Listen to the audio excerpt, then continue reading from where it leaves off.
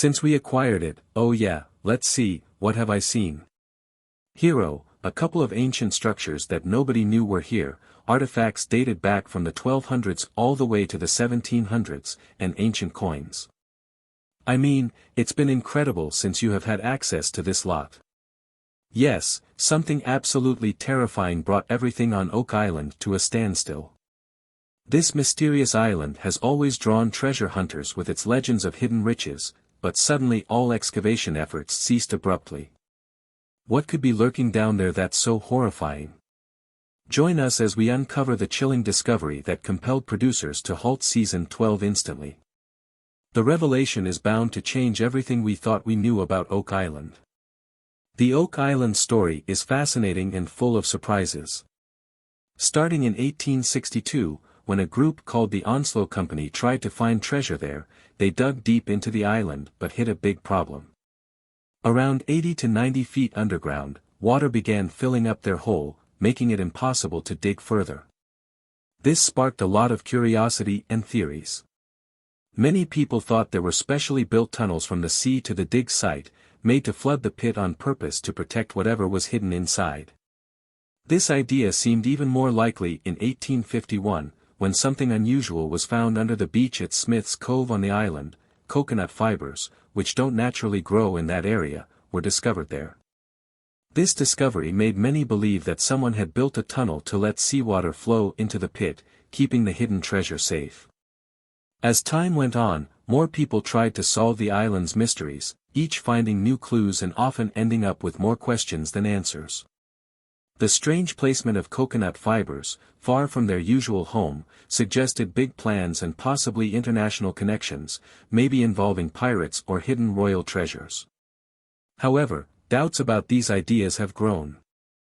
In 1995, the Woods Hole Oceanographic Institution suggested that the supposed signs of human design might just be natural geological features of the island.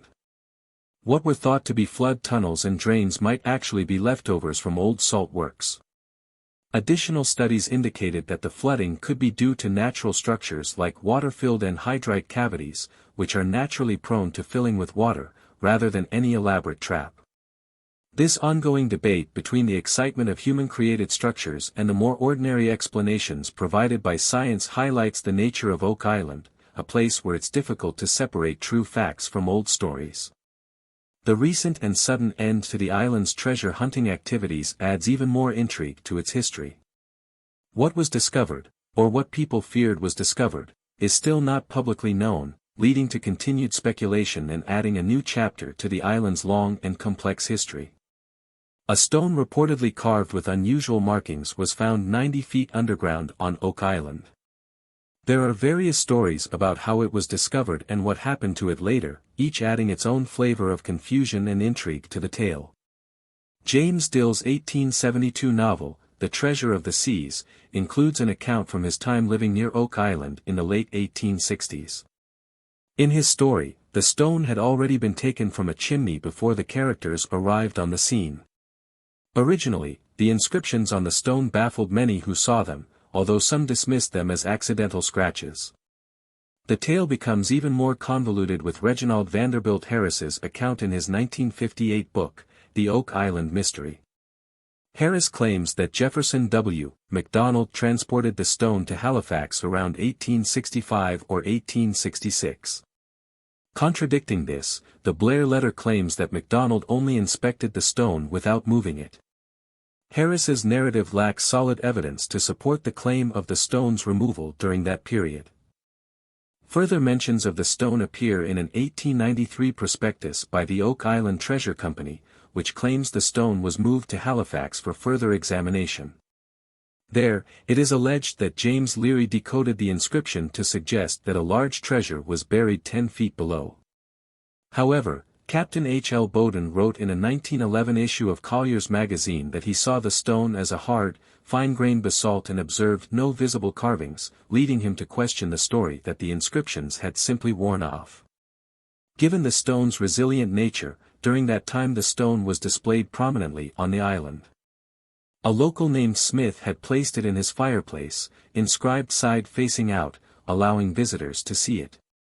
After Smith's death, the stone was taken from the fireplace and ended up in Halifax, where it was examined by scholars who could not make sense of any inscriptions. It was later taken to the home of J.B. Macaulay in Truro, displayed to many of his acquaintances and sparking interest among those looking for treasure. The stone's journey did not stop there. It eventually became a tool for a bookbinder, who used it to pound leather for many years, likely erasing any remaining carvings. Finally, the stone made its way to a bookstore in Halifax, with its inscriptions nearly completely erased and its final whereabouts unknown. But the treasure hunt was just getting started. Despite people talking about the stone, no one has really looked at the writings on it again. One person said the code on the stone meant, 40 feet below, £2 million are buried. This idea came out in Edward R. Snow's 1949 book, True Tales of Buried Treasure. Snow said he got the symbols from Reverend A. Kempton of Cambridge, Massachusetts, but no one else has followed up on this idea. So the stone is just another odd thing in Oak Island's long story. It was interesting once, but now it's just a small part of the island's many stories. Kempton didn't say where he got his information or how. Later, a letter from April 1949 showed he got it from a school teacher who had died. Now let's look at the brave and sometimes reckless people who tried to find Oak Island's treasure. Some well-known people couldn't resist joining the hunt. One of them was Franklin D. Roosevelt. His seafaring grandfather, Warren Delano Jr., told him stories that sparked his interest in Oak Island. Roosevelt's interest started in the early 1900s and continued until he died in 1945. Even while he was president, he kept up with the treasure hunt. He even planned an undercover visit to Oak Island in 1939, but bad weather and world politics stopped it. Celebrities like Errol Flynn, the Australian-American actor, also got involved. He put money into one of the digging efforts. John Wayne, another famous actor, not only invested money but also sent heavy drilling tools to try and find something valuable. William Vincent Astor, who inherited a big fortune after his father died on the Titanic, supported the hunt quietly with his money. Rear Admiral Richard E. Byrd, who was friends with Roosevelt, took a more active role.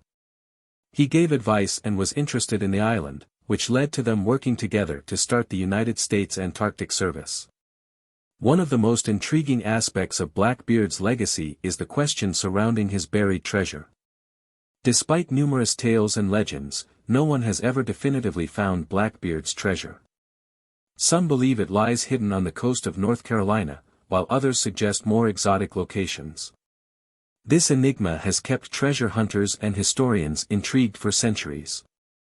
More complex stories involve Templars or Incas using the pit to hide their valuable items from European invaders, or Masons using it for complex initiation rites, as detailed in various books and theories by authors like Mark Finnan and Penn Leary. Some even suggested that the pit might have been used to hide evidence that Francis Bacon was the real author behind Shakespeare's plays. With a mix of historical intrigue and creative speculation, theories about Oak Island continue to grow with each new book or documentary, each adding more to the complex lore surrounding the island. From respected historical figures to regular treasure seekers, the island continues to attract a diverse crowd, each person eager to find not just material wealth but also a piece of history, no matter how improbable the story might seem. Whether driven by fame, the potential for wealth, or simple curiosity, the fascination with Oak Island remains strong, securing its place in the history of treasure hunting.